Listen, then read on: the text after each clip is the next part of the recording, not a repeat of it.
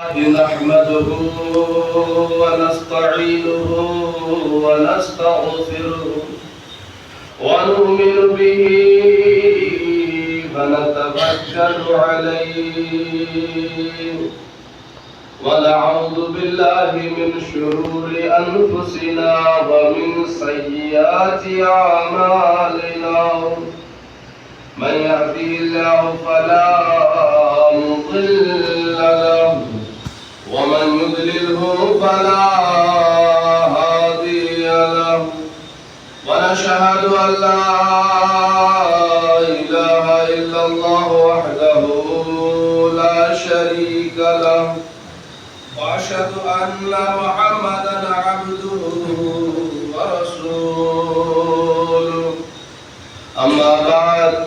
فقد قال الله تبارك وتعالى في القرآن المجيد والفرقان الحميد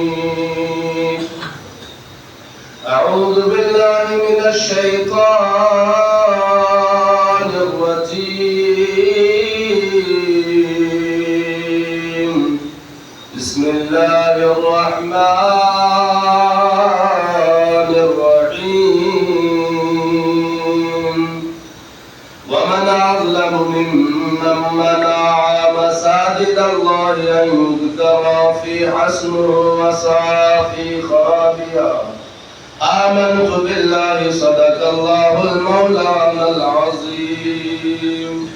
وصدق رسوله النبي الأمين المتين الكريم ونحن على ذلك لمن الشاهدين والشاكرين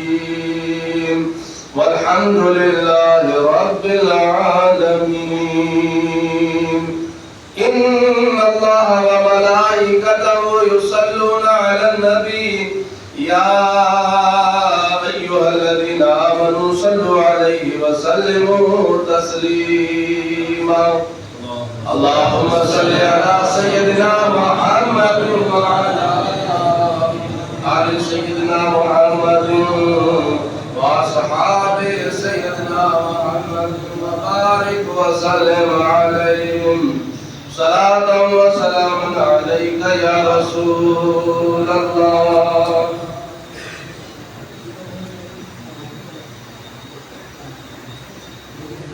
محترم سامعین کرام وحاضرین محفل، اللہ تبارک و تعالی کا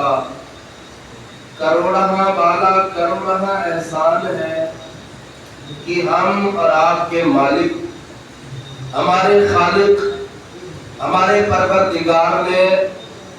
ہم اور آپ کو اپنے گھر میں آنے کی توفیق مرحمت فرمائی ہے۔ اللہ پاک کی بارگاہ میں دعا ہے کہ اللہ تعالی ہم سب کا یہاں آنا قبول فرمائے۔ یہ بڑی نعمت ہے اللہ تعالی کی اور احسان ہے اس خالق کا کہ وہ ہمیں اپنے محبوب کی امت میں پیدا فرمایا ہے۔ اب ہمیں بعض دفعہ یہ چیز دکھا دیتا ہے کہ جو لوگوں دیکھو میری طاقت کتنی بڑی ہے۔ ابھی پچھلے ہفتے پچھلے دنوں میں وہ بارش جس کو ہم رحمت کہتے تھے اور کہتے رہیں گے یہ اللہ کی رحمت ہے، مگر یہی اللہ کی رحمت اپنا ہلکا سا رخ تبدیل کر کے اگر آ جائے تو انسان کے لیے کسی عذاب سے کم نہیں۔ اللہ تبارک و تعالیٰ نے دکھایا کہ اے میرے بندو، جو تم آج میری کرتے ہو، اگر میں چاہ لوں تو تمہارا کچھ بھی نہیں ہے۔ وہ مناظر جو ہم نے اپنے آنکھوں سے دیکھے ہیں وہ آپ سے پوشیدہ بھی نہیں، آپ کے علاقے و بستی کے مناظر ہیں۔ میں نے ایک قرآن پاک کی مختصر آیت پڑھی ہے، یہ میلاد کی محفل بھی ہے ایسا حضرت نے کہا، اور وقت جو ملا ہے کم ہے، اور مجھے دو چیزوں پہ ذکر کرنے کے لیے بتایا، ایک تو میلاد کے ٹاپک پہ ڈھولنا اور مسجد کے آداب بھی بتا دینا۔ وَمَنْ أَظْلَمُ مِمَّنْ مَنَعَ، یہ میں نے قرآن کی آیت کریمہ جو تلاوت کی ہے یہ مسجد شریف کے تعلق سے ہے۔ ایک مرتبہ اپنی بیداری کا ثبوت دینے کی خاطر آپ کو درود پڑھنا ہے، اور درود اس طرح سے پڑھنا ہے کہ آپ یہاں پڑھے اور مدینے والے آقا صلی اللہ علیہ وسلم سلام فرمائیں۔ وہ تب ہوگا جب آپ اپنے دل سے ہر دنیا کی چیز کو نکال کر محبت رسول میں گم ہو کر اللہ کے محبوب صلی اللہ علیہ وسلم سے سچی عقیدت لگا کر جب پڑھو گے تو یہ درود حضور علیہ الصلوۃ والسلام خود سماعت فرمائے گی۔ پیارے ابھی حضرت مولانا بلال احمد صاحب قبلہ بیان کر رہے تھے اور یہ کہہ رہے تھے کہ میں بچپن میں اس علاقے میں آیا اور میں نے آپ کی تعداد کو اچھی طریقے سے پہچان کر رکھا ہے۔ مسجد میں آنے والے لوگوں کی جو تعداد ہے یہ بتاتی ہے کہ اس بستی سے لوگ آئے نہیں ہیں۔ تانا کسی پر نہیں ہے، اللہ جس کو چاہتا ہے وہی اس کے گھر تک آ سکتا ہے۔ کوئی برا نہیں ماننا بھائی ہم فتوا لگا کے نہیں جا سکتے، ہو سکتا آپ بیمار ہو تو یہ بھی تو اللہ کی مرضی ہے، میں نہیں آنے دینا چاہتا تھا، آپ بیمار ہو سکتا ہے کہ آپ کے دل میں مغروری آ گئی ہو کہ میں کیوں جاؤں گا، میرے کو کون سا انویٹیشن کارڈ آیا تھا، یہ ایسے حیران کیا مولویوں نے خود رکھی ہوئی ہے تو دیکھیں۔ اگر آپ کے دل میں ایسی کوئی مغروری ہے بھائی یہ بھی اللہ تعالیٰ کی طرف سے وہ ناراضگی ہے، وہ چاہتا ہے آپ نہیں آؤ تو بس نہیں آؤ، نہیں پہنچے۔ جو مسجد میں آ گئے ہیں ان پر اللہ تعالیٰ کا احسان ہے۔ ہر بندہ نہیں اللہ کی بارگاہ میں جا سکتا ہے، جھک سکتا ہے، بیٹھ سکتا ہے، کیونکہ حدیث مصطفیٰ ہے مسجد میں بیٹھنے والا انسان بغیر کسی کام کے بغیر کسی ذکر کے ایسے بیٹھا رہے گا نا، اللہ کے فرشتے اس کے اعمال میں نیکیاں لکھیں گے اور لکھتے رہیں گے مسلسل۔ تو مسجد میں تو وہی آئے گا جس کو اللہ چاہے گا، اور جن پر اللہ تعالیٰ کی کوئی آزمائش ہو، ناراضگی ہو، وہ چاہ کر بھی نہیں آ پائیں گے۔ اللہ ان کو کسی الجھن میں ڈال دیتا ہے کہ بھائی آپ کو یہ مصروفیات ہے، اس کو لے کر آپ بیٹھو، آپ میرے گھر مت آنا۔ کسی کو بیماری میں مبتلا کر دیا، جناب آپ بیمار ہو، وہ چاہے گا، دل میں ارادہ ہوتا ہے یا اللہ میں جاؤں، لیکن اس کی بیماری اس کو اٹھنے نہیں دیتی ہے، نہیں جناب آپ جا نہیں سکتے۔ بوڑھا شخص کوشش کرے گا لاؤ میں چلا جاؤں مسجد، لیکن اب اس کے پاؤں اس قابل نہیں رہتے، گھٹنے جواب دے دیتے نہیں میں جا نہیں سکتا۔ اب اللہ نے آزمائش میں ڈال دیا آپ کو، جب وقت تھا، جب جوانی تھی تب تو آئے نہیں، اب بڑھاپے میں چاہ کر بھی نہیں آ سکتا۔ تو اللہ تعالیٰ نے اگر آپ کو جسم دیا ہے، جسمانیت دی ہے، طاقت اور قوت دی ہے، آنکھیں دی ہے، پاؤں دیے ہیں، ہاتھ اور پاؤں دیے ہیں، سننے کی طاقت ہے، زبان دی ہے، بولنے کی طاقت ہے، اگر اس سب کے باوجود بھی نہیں آ سکتے تو تم کو اللہ نے سمجھ لو ایک طرح سے آزمائش میں ڈال رکھا ہے، اللہ نے کسی امتحان میں آپ کو ڈال رکھا ہے۔ اور سب سے بڑی ناراضگی اللہ کی، وہ اتر کر یہاں بتانے نہیں آتا کہیں سے،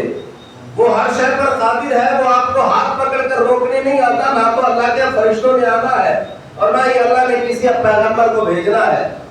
جب ہمارے اور آپ کے پیارے آقا جناب محمد رسول اللہ صلی اللہ علیہ وسلم دنیا پر تشریف لے آئے تو پھر اس کے بعد نبوت کے دروازے بند کر دیے گئے۔ اب کوئی نبی نہیں آئے گا، اب کوئی فرشتہ نہیں آئے گا سب جانے کے لیے۔ اللہ تعالیٰ نے علماء کے کھاتے میں یہ چیز رکھی کہ آپ جاؤ صبح قیامت تک کے لیے علماء ہمیں تمہاری ذمہ داری ہے کہ تم لوگوں کو جو بھٹکے ہوئے ہیں ان کو سیدھے راستے پر لاؤ، ان کو نماز کے لیے کہو، ان کو روزے کے لیے کہو، ان کو دین پر چلنے کے لیے بتاؤ، جو دین سے ہٹ چکے ہیں ان کو دین کی طرف لاؤ۔ اب ایک کی ذمہ داری ہے، مولانا بلال صاحب قبلہ حضرت علامہ مولانا مفتی سجاد احمد صاحب اور آپ کے علاقے کی شان حضرت ممتاز حافظ صاحب، یہ علاقے کی اس طرح سے رونق بنے ہوئے ہیں، یہ وہ چراغ ہے جن کی روشنی سے ہم تھوڑے جو اندھیرے میں ہے تھوڑا سا روشنی مل جاتی ہے تو ہم ان کے ساتھ ساتھ کئی راستہ ٹپ جاتے ہیں۔ آج کی ڈیٹ میں، آج کے دور میں اگر ان کی نہیں سنی، ان کی نہیں مانی تو ہم پہلے بھی در بدر تھے، آگے بھی در بدر، کہنا نہیں چاہیے، اللہ معاف کرے، لیکن راستہ ہمیں اور کوئی نظر آ نہیں رہا ہے۔ میں نے پہلے کہہ دیا اللہ تعالیٰ نے آنا نہیں آپ کو بتانے، اور پیغمبروں کو اس نے بھیجنا نہیں ہے، پیغمبروں کا دروازہ، نبوت کا دروازہ بند ہو گیا، وہ آ نہیں سکتے۔ یہی ہے جو آپ کے سامنے ہے، اگر کوئی آئے گا تو عالم ہی آئے گا، ان کے علاوہ بھی آئے گا تو، اور کوئی نہیں آئے گا۔ اگر ان کی نہ سنی گئی تو سمجھ لو ہم کھجل ہے۔ وہ لوگ یاد کریں جنہوں نے اپنی جوانی گزار لی ہے اور بڑھاپے کے عالم میں ہے، کہ آپ کتنی طاقت کے ماہر تھے، آپ کتنی طاقت کے، قوت کے مالک تھے، کہ آپ اپنے جوش و خروش سے اپنے 50 کلو کی بوریاں اٹھا کر کے کندھوں پر رکھ لینے کے بعد کوئی پرواہ نہیں کرتے تھے، کوسوں اور میلوں کا سفر طے کر لیتے تھے۔ کہاں گئی وہ طاقت؟ اعلیٰ اور بہترین عمدہ مکانات بنائے گئے، معذرت کے ساتھ کہہ رہا ہوں، یہ مثال دے رہا ہوں، جن کے ٹوٹے ہیں دل کی طرف بھی دکھا ہوا ہے ایمانداری سے، ورنہ کہاں میں اس وقت 2000 کلومیٹر دور آپ میں موجود ہوں، میں ادھر سے نہیں ہوں، یو پی سے ہوں۔ وہ الگ بات ہے آپ کے یہاں امامت کرتا ہوں، یہاں پرماننٹ نہیں ہوں، جیسے یہ امام صاحب ہے ویسے میں بھی امام صاحب ہوں، گھر میرا اتر پردیش دور سے آیا ہوا ہوں، لیکن آپ کے علاقے میں بیٹھا اور کام کرتے کرتے کرتے آج مدت 15 سے مجھے لگ رہا ہے 17-18 سال ہو چکے ہیں یہاں کام کرتے کرتے۔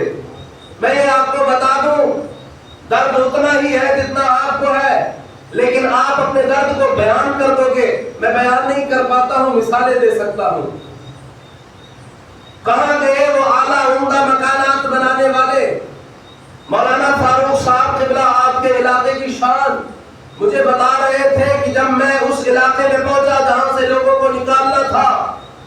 بیری چنانا کا علاقہ ہے، 2 کروڑ کی کوٹھیاں، 2 کروڑ کی کوٹھیاں ہمارے آنکھوں کے سامنے بہتی ہوئی دریا کے اندر غرق ہو گئی۔ کہاں گئے وہ پیسے والے جنہوں نے 2 کروڑ روپے لگا کر کے ایک کوٹھی اپنے لیے بنائی تھی کہ مجھے رہنا ہے، لیکن اللہ کو منظور نہیں تھا، نہیں رہنے دیا۔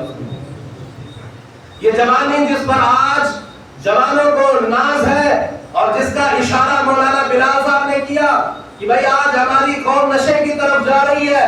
میں آپ کو بتا دوں، اور یہ کوئی نشے کی طرف جانے کی اور برائیوں کی طرف جانے کے لیے کوئی اور چیز یا کوئی اور شخص ذمہ دار نہیں ہے، کہ ہم خود ذمہ دار ہیں۔ ہم نے اپنے بچوں کو دین سکھایا نہیں، ہم نے قرآن سے ان کو دوری رکھی۔ آج ابھی پتہ لگ رہا ہے کہ یہاں امام صاحب آتے ہیں اور مہینے 2 مہینے میں یہاں سے چلے جاتے ہیں۔ ایسی جگہوں پر تو میں کہتا ہوں ایک مکتب ہونا چاہیے، یہاں تو قرآن کی تعلیم دن و رات ہونا چاہیے۔ مسجد بنانے کا مقصد آپ جانتے ہیں کہ یہاں پر عبادت کی جائے گی، اور قرآن پڑھنا عبادت ہے، قرآن کی تعلیم دینا اجر و ثواب ہے، قرآن کی تعلیم دوسروں کو سکھانا عبادت ہے، اور یہاں پر درس ہونا چاہیے، یہاں پر قرآن کی تلاوت ہونا چاہیے، یہاں پر نماز کی ادائیگی ہونی چاہیے، جماعت کی پابندی ہونی چاہیے۔ جب امام ہی نہیں رہے گا تو پابندی کدھر سے ہوگی؟ جس انسان نے، جس شخص نے فجر نہیں پڑھی ہو، وہ ظہر تک کس کی پناہ میں ہے؟ شیطان کے ساتھ ہے۔ اب وہ دن بھر جو کام کرے گا وہ شیطانی کام کرے گا، وہ کبھی بے حیائی کرے گا، کبھی کسی کی ماں بہنوں کو بے جا تنگ کرے گا یا انہیں تاک جھاپ کرے گا۔ آپ کو پتا ہے ایک منحوسیت ہمارے علاقے میں اور پھیل گئی ہے، نشہ اپنی جگہ ہے، لوگوں کی لڑکیوں کو لے کر بھاگتے ہیں، غیروں کی بات نہیں، ہم اپنوں کی بات کرتے ہیں۔ حیا آتی ہے، شرم آتی ہے منبر پر بیٹھ کر ایسی باتیں کرنے والے۔ ہم غلامان مصطفیٰ ہیں، محمد عربی کے غلام ہیں، ہمارے اندر یہ چیز ہونی چاہیے ہی نہیں تھی، لیکن آج اس زمانے نے یہ دن بھی دکھا دیے کہ ہم نے اپنے بچے کو یہ تک نہیں سکھایا کہ وہ کسی کی آبرو جس کو تو برباد کر رہا ہے وہ کسی نہیں، تیرے بھائی کی عزت ہے۔ احساس کوئی نہیں رہا، ذمہ داری کسی کی نہیں رہی، کوئی سمجھتا نہیں ہے کہ یہ میری بھی ذمہ داری ہے۔ جن کو اللہ نے کوئی عہدہ بھی دیا ہے وہ اپنے کاروبار میں مبتلا ہو چکے ہیں، جن کو اللہ نے سماج میں کوئی عزت دے رکھی ہے، جناب والا ان کی اپنی کمیٹیوں سے فرصت نہیں ہوتی ہے، نوجوانوں کی نہ نمازوں کی فکر رہی گئی ہے، نہ تو کوئی ان کی نماز کی فکر کرتا، نہ ان کے کوئی کردار کی فکر